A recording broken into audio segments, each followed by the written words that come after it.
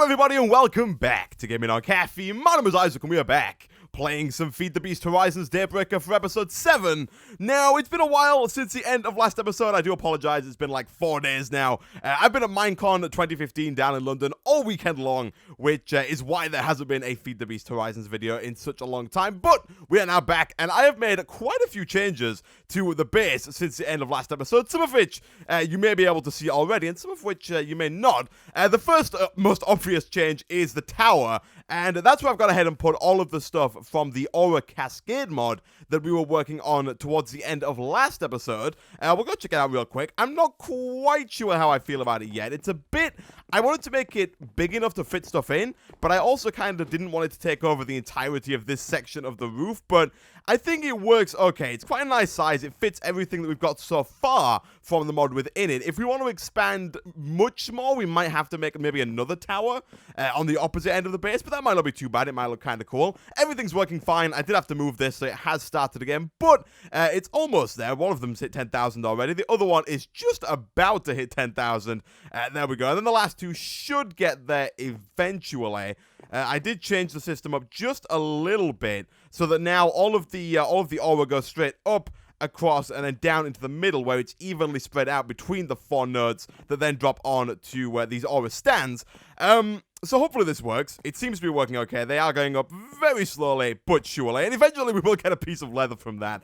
But anyway, that's not what I want to focus on today.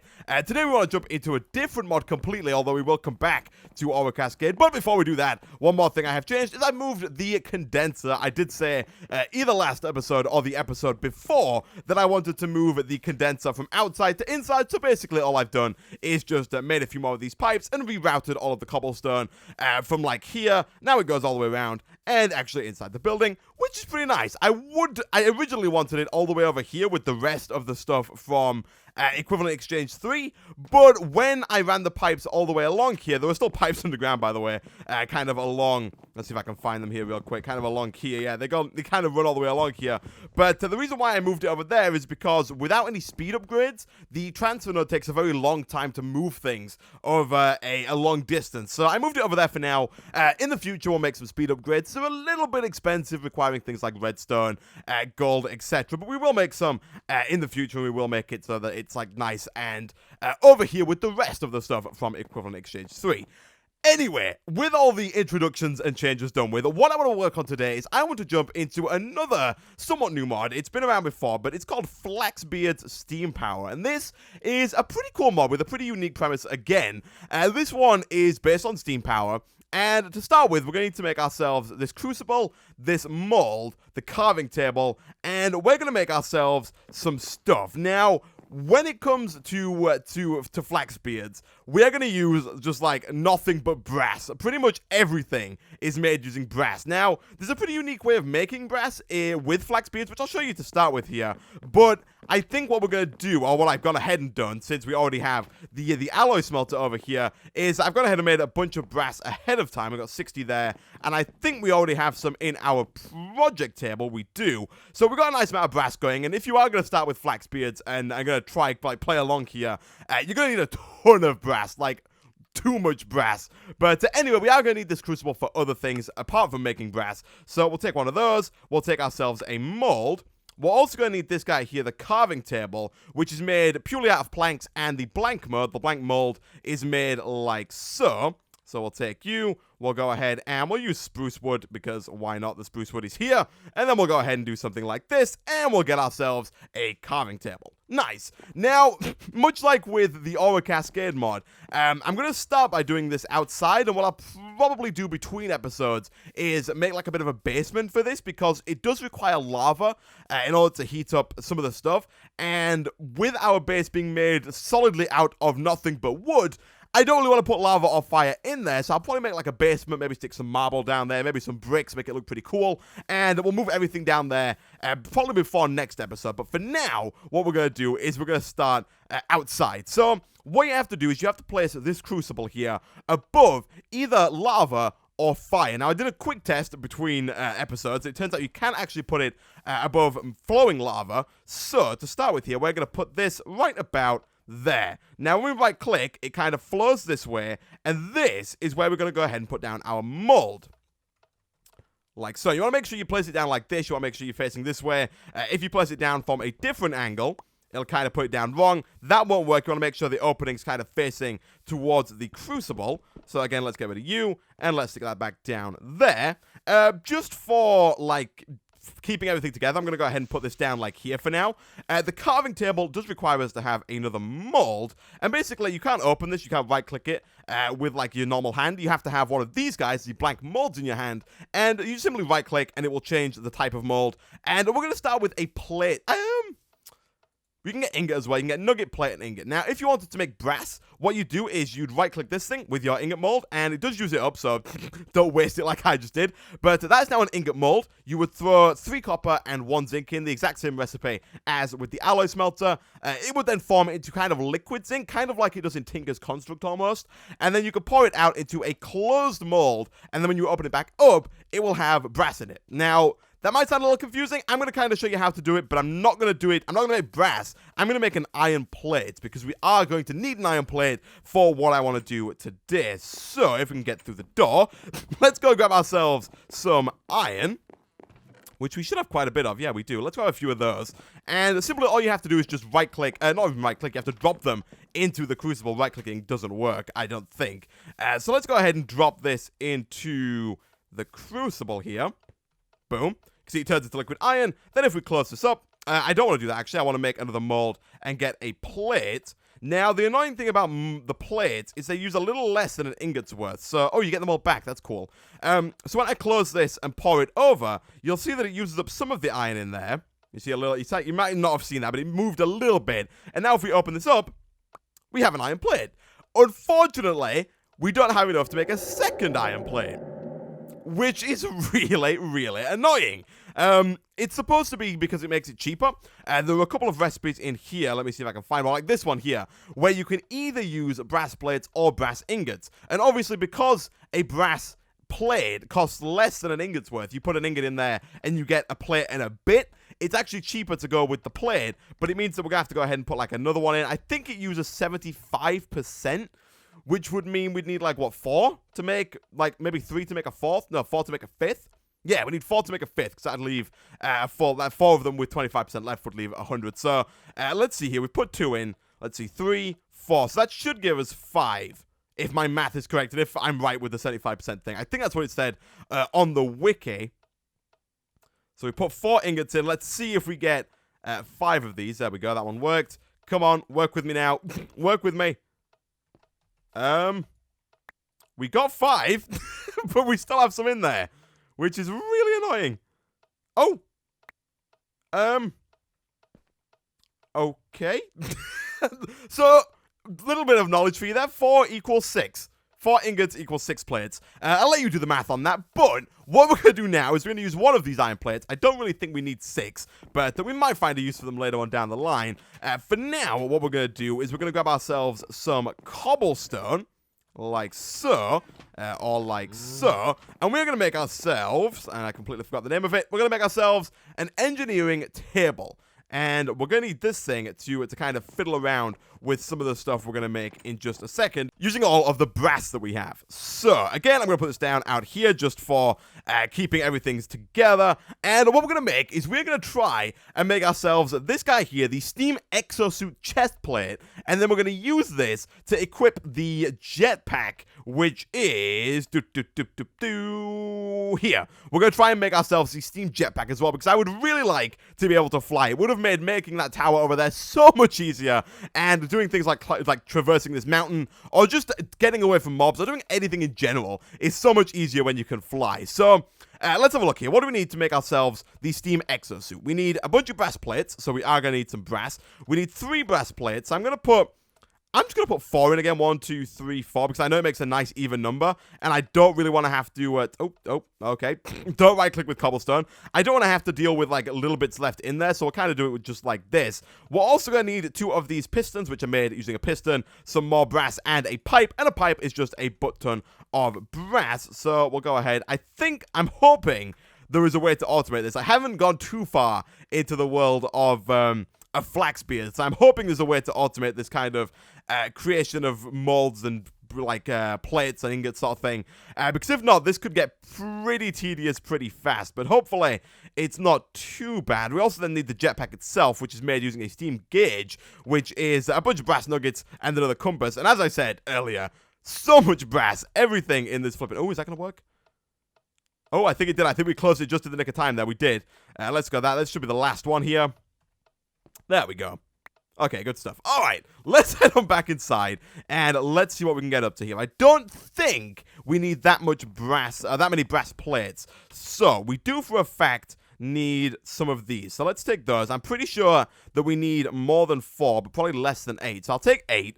Then we're going to need to make ourselves a few of those. So, let's make ourselves some nuggets. 18 should be more than enough. We can make ourselves a clock fairly easily if we grab some iron real quick. I'm just going to take it all. And I think we need 2 of those, at least. They're not clocks. Are they clocks? No, they're compasses. Shows my my vanilla knowledge there. 1, 2, 3, 4. 1, 2, 3, 4. That gets us 2 of those. Thank you very much. All right. Do we have what it takes? We, I think, do. Let's see here. What was it? It was pipes. It was plates. It was the gauge. It was the nuggets. And is that it? It's not. Of course it's not. What else do we need? That is it. Oh, no, it's not these pipes. It's a completely different set of pipes. What? Oh, it's the pistons. It's the pistons. It's the pistons. Okay. Do we have... Oh, I can't... One second. Let's get rid of some of this junk. Let me disperse of some of the rubbish that we have in this chest here. We don't need all of this. We need you. We don't need all of you. Lapis can go away for now. Glass can. The panels can. You guys can. You can. Anything else? Yeah, all of this stuff can just go for now. We don't need it. We don't need it clogging up our project table. I'm going to keep a saw there because I do make quite a lot of covers. But if we just flick that once, that should turn it on. And that's going to work just nicely. Let's go ahead and stick all of our brass stuff in there to help with the crafting right now. So, what do we need? We needed a piston. Do we have a piston lying around? We do not, but that's fine. Let's grab some wood. We should have some cobblestone already, but I'll grab a little bit more just in case. Iron we definitely have. Redstone we definitely have. We should be good to make ourselves a piston or 2. In this case, 2. I'm going to make a few, actually. I'm going to make like 5, because I think we might need a few more later on down the line. Then we'll go ahead and do something like this. Take 2 of those, make ourselves the cool exo chest plate, and then finally, do we have what it takes to make the jetpack? We do. Nice. So we now have the Steam Exosuit chest plate and the Steam Jetpack. Now, on their own, they do absolutely nothing. First of all, they decrease your field of view, which is a little bit annoying. I'm not quite sure why it does that. It kind of zooms us in a little bit. If you don't know what field of view is, it's this little bar over here that means like how much you can see. It kind of decreases our field of view a little bit. I think we had it on normal, which I believe is 70. Yeah, normal. There we go. So it decreases your field of view a little bit, which is a bit annoying, but we can always fix that by just bumping it up a little bit whilst we're wearing it. But you'll also notice that we can't do anything with it. We can't put the jetpack right on us. This doesn't work. You can't put it in like any other slot here. That's not right. None of these work. What you have to do is you have to equip this to the Steam Exosuit chest plate. And the way that you do that is outside in this little engineering table that we made like 5 minutes ago. So if we were to go ahead and open this up, stick the chest plate in there, and then plonk this in the middle, and when we take this out, this now has the jetpack on it. You can see there, if you hover over it, it says Steam Jetpack. You can also just stick it here. This represents your little armor slots, and we have it on. If we press F5, you can see it now has this cool-ass jetpack on the back, but still, we cannot use it. If we hold space, if we jump, nothing happens, which is not the best. What we have to do now is actually power the thing, because of course, no good jetpack is usable without any kind of power, and as you may have guessed by the name of the mod, we need to use some form of steam power. Now, the way we're going to do that is with the most basic type of power generation in Flaxbeards, that is the boiler. The boiler is very, very easy to make. Again, you've kind of got that toss-up between normal brass ingots and brass plates. We're going to use brass ingots because I don't want to bore you with 45 minutes of me working at the crucible, but let's go ahead and get ourselves a furnace, which we have the perfect amount of cobblestone for there. We'll take one of those, we'll then go ahead and surround it with some brass, and that gets us a steam boiler. Nice. Now, the way this is going to work is you basically have to pump it. It kind of works like any other kind of steam-producing machine does. You have to feed it fuel, and you have to feed it water, and then it will turn that water into steam. Now, unfortunately, we don't have that much water. We have this water here, and that's about it. Now, for now, again, I'm going to kind of put this down like here. Let me try something real quick. I haven't tested this, but I want to know... Oh, it's not going to work anyway. I want to know if we can get like a bucket of water, and then if a bucket of water actually has an EMC value. Because if it does, we could then go ahead and kind of just duplicate our buckets of water to get more water. Now, that might seem a bit excessive because water's fairly cheap, but we don't have any water, which, like, anywhere near us. It's quite far away. If you look at the map again, wrong button. If you look at the map again, the water's quite far away. It's a pretty big walk, you know, from there over to there. So let me try this real quick. Let's put this down. And let's see. Does this have an EMC? It does. It says exchange value is 769. It kind of shows you the breakdown there. The bucket is 768, and the water is 1. The downside is that we would obviously need another bucket of water to do it, which would mean walking over there anyway, at which point we could just go ahead and make an unlimited water source. So, what I'm going to do, guys, I'm going to go ahead, I'm going to embark on the world's longest walk to get water, and I'll be back in a second to show you how we're going to get unlimited water and pump it into the steam boiler. Okay, so I've got my second bucket of water, which means what I can do now is go ahead and create an unlimited water source like so, and then I'm going to go ahead and create another unlimited water source over here, because I don't really need this one. So let's go ahead and put one down right behind this boiler. And then what we're going to do is we're going to pump the unlimited water source, kind of this middle block here, into the boiler. This is what the little interface looks like for the steam boiler. Let's go ahead and get rid of these ones just to clean things up a little bit. And the way we're going to do that is using transfer nodes from extra utilities, because they are actually kind of awesome. So this time around, we're not going to use the normal transfer nodes, the item transfer nodes we used before. Instead, you guessed it, we're going to use the transfer nodes bracket liquids, which, as you may have guessed, can transfer liquids. So this one is made using 2 lapis, a block of redstone, 2 iron, a bucket, and any kind of pipe. You can also do it with ender pearl and get 4. Unfortunately, we do not have any ender pearls, so we're going to go ahead and do it the slightly less efficient way with the block of redstone, but that's fine. Let's see. Do we have everything we need? We do. Good stuff. Let's take that. And then finally, what we're going to do is we're going to make another world interaction upgrade. That's this guy over here that we made a few episodes back for the unlimited cobblestone. So let's get ourselves some sticks. Let's get ourselves an iron pickaxe. And then we should be pretty much good to go. He says as he drops like all of the items on the floor behind him. Boom, boom, boom. We need 2 more lapis. That shouldn't be too big of an ask at all. Let's see. We should really make some more redstone in the condenser. We're running out a little bit. And we can turn like 1 lapis into 10 redstone, which is pretty awesome. But we'll go ahead and we'll take the world interaction upgrade. And much like with the cobblestone, where we combine the cobblestone with liquids and with the liquid transfer node and a world interaction upgrade, you can mine or just, I guess, collect unlimited water. So let's put it down there. Let's get rid of this. Let's put the world interaction upgrade inside. And you'll see it's now holding 1,000 millibuckets of water. And if we look in here, it's transferring that water into the steam boiler, which means this thing now has unlimited water, which is pretty freaking awesome. Now, let's go ahead and throw in some kind of fuel. We could use coal, wood, anything that burns in a furnace. And that's going to go ahead and start taking up the water, using up the fuel, and producing steam. Now, in order to actually go ahead and transfer that steam from the steam boiler into our chest plate here, we're going to need a few things. Let's go back over to Flaxbeards. First of all, we're going to need a tank. The tank is, again, made with just an absolute butt ton of brass. So let's head on back inside and make some of that.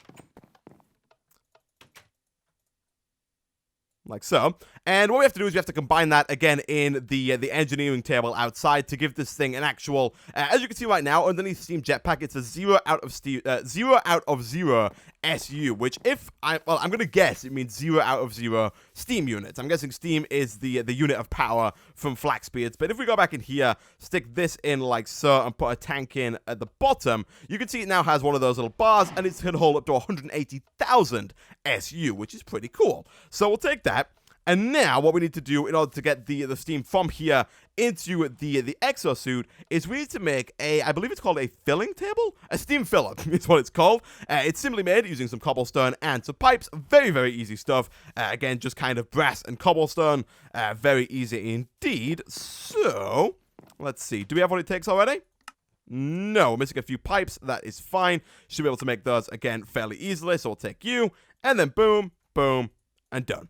Nice. And the final piece of the puzzle here, let's go ahead and stick this down on top of the steam boiler. I believe you can use the pipes here to transfer steam around. These pipes, you can kind of move the steam about places. But for now, all we need to do is just stick it right down like so. Right-click our chest plate, not onto us, onto the taskbar here, onto the hotbar, and then just right-click on that. And you'll see it starts to fill up with steam. If you look in here, the steam levels are going down. There's no numbers here, which is a little bit annoying. I don't know how much steam we have, but it's kind of going down. If we right-click again, it pops off. And if we look at it now, we have steam in. Look at that, 14,000 SU, not a ton of SU, and using the jetpack does actually kind of use quite a bit of SU, but considering this is not quite free, but almost free, just requires a little bit of wood, which we can make very easily. Actually, we are pretty much making for free. Oh my gosh, look at this. This is the progressive automation tree farm that we set up a little while back. How are you doing? I think you're full. Yeah, wow, that's a lot of wood. That's a lot of wood, and it has no axe. I don't think we can put one of these in either.